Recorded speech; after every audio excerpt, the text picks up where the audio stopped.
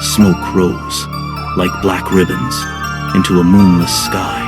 Fire engines screamed down the narrow roads of Raven's Hollow, their sirens tearing through the night's quiet like the cries of the damned. At the edge of town, an old farmhouse burned with a fury that felt personal, the culmination of years of whispers, guilt, and blood. Deputy Mark Hanlon stood by the dirt road, his face lit by the pulsing amber glow, the flames reflected in his eyes, twisting like ghosts. "Did anyone make it out?"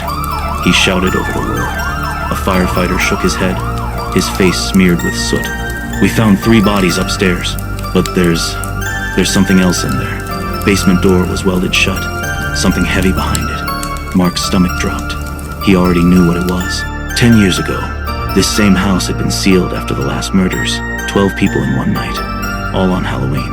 The killer had been shot, stabbed, burned, and buried in the basement by the townsfolk themselves. But as the fire chewed through the roof and the smoke billowed into the stars, Mark thought he saw it a shape, a tall, silent silhouette, stepping through the blaze like it was nothing more than mist. His flashlight trembled in his hand. "Impossible," he whispered.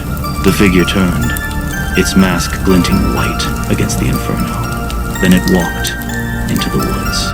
Raven's Hollow was the kind of town that forgot itself after sunset. During the day, it was pumpkin-lined porches, coffee at Carol's Diner, and school kids carving jack-o'-lanterns. But at night, the air felt wrong, too still, too cold.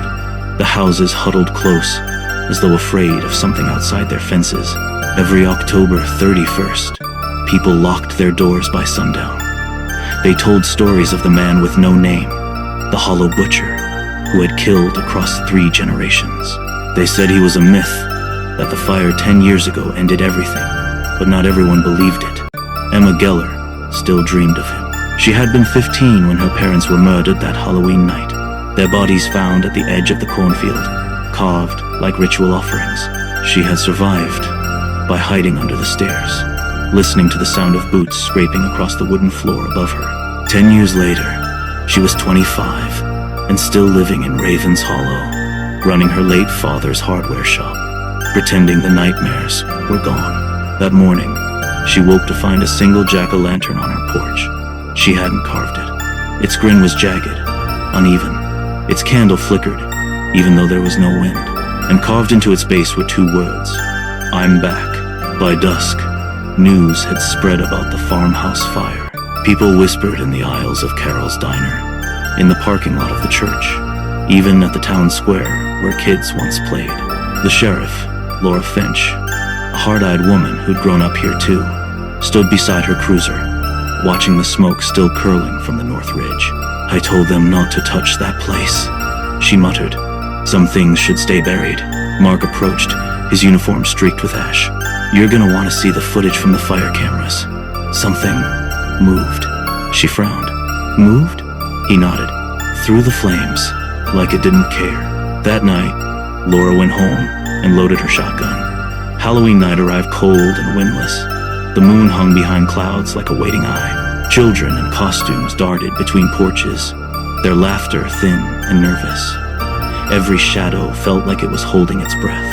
Emma locked the shop early and headed home, clutching her coat tighter. The streets emptied one house at a time, until only the sound of rustling leaves remained. As she reached her driveway, her porch light flickered once, twice, and died. The jack-o'-lantern from that morning still sat there, its grin wider now, the candle inside burning higher. She froze. The front door was open. Inside, the air smelled of dust and rot. The lights were out, the floor creaking under each step. She whispered, "Dad?" out of instinct, then stopped herself. From the hallway came a faint drip, drip, drip. In the kitchen, the faucet was running, and something dark was pooling in the sink. It wasn't water. A body hung from the ceiling fan by a cord of the town handyman, Mr. Lorne, who had helped her fix the roof last week. His eyes were gone. Behind her, the floor creaked again. Emma turned and saw the shape. He stood in the doorway, tall, silent, wearing a cracked mask that looked like it had been burned once and buried in ash. In one hand, a butcher's knife. In the other, her father's old toolbox. She ran. By midnight, Screams echoed across Raven's Hollow. Police scanners erupted with chaos. Reports of attacks on Elm Street, the gas station, and the old church. Laura Finch gripped the steering wheel, eyes hard. He's hunting them, the survivors from 10 years ago. She wasn't wrong. Every name connected. Every victim had been there the night they tried to burn him alive. Mark, bleeding from a cut on his forehead, limped into the radio room. Phones are down. Power's dead. He's cutting us off. She chambered a shell into her shotgun. Then we find him first. At the same moment, across town, Emma burst into the community hall, the only building still lit by backup generators. A few townsfolk huddled inside. 2 officers, a nurse, a handful of terrified faces. "He's back," she gasped. "It's him. The mask." They didn't doubt her. They could hear the screams outside. "Barricade the doors," Laura barked as she arrived, shotgun raised. But the silence that followed was worse than the noise. Then bang! A window shattered. The lights flickered. When the generator died, only the flicker of candles remained. Shadows moved across the walls like living things. Someone whispered, "He's inside." The first body fell before anyone saw him move. A scream, a flash of metal, then silence. Blood painted the walls. Laura fired blindly, the shotgun lighting up the room for an instant, revealing a tall, unmoving silhouette at the far end. He didn't run. He didn't flinch. "He's not human," she muttered. Emma grabbed a crowbar and backed toward the hallway. Her heart hammered so hard she could hear it echo. Mark shouted, "Emma, go! Get to the basement!" She hesitated, then ran. Down the stairwell, the air was thick and damp. She found the fuse box, sparks dancing across broken wires. And beside it, an old photo taped to the wall. Her father, the farmhouse, the original victims, scrawled beneath in dark ink. "You were there."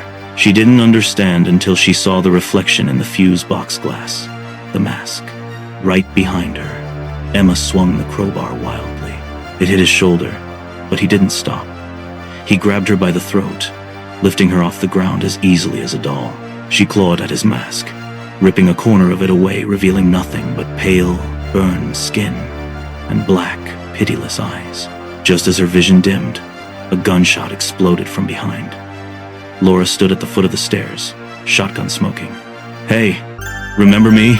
He dropped Emma and turned slowly, as if curious. She fired again once, twice until he fell against the wall. The basement filled with gun smoke and silence. Then, as the echo faded, his hand twitched.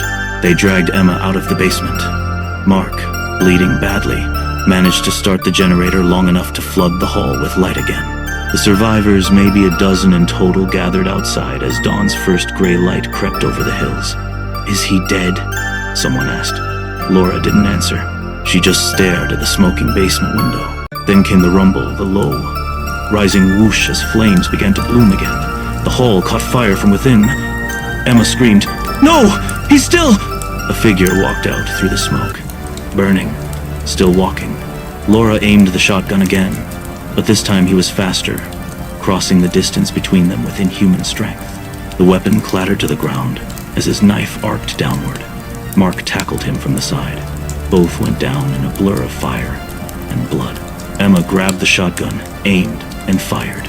The blast threw him back through the window into the blaze. She didn't stop shooting until the flames swallowed him whole. The sun rose over Raven's Hollow, weak and pale. Fire trucks lined the street again. The second inferno in the town's cursed history. Reporters would later call it an accident, a gas leak. They wouldn't mention the mask found in the ashes melted, yet intact. Emma sat on the tailgate of an ambulance, blanket around her shoulders, staring at the smoke. Her hands wouldn't stop shaking. Laura joined her, arm in a sling. "You did good, kid. You survived." Emma looked at her, eyes hollow. "He's not gone. You know that, right?" Laura sighed. "Evil doesn't die, but maybe we can bury it." They watched the last of the flames die out. Somewhere in the woods beyond the ridge, a crow cawed once, then again, echoing through the trees. And under the burnt earth, where the fire had been hottest, something shifted. A gloved hand, blackened and cracked, pushed through the soil. The mask followed. The empty eye holes stared. at the rising Sunday.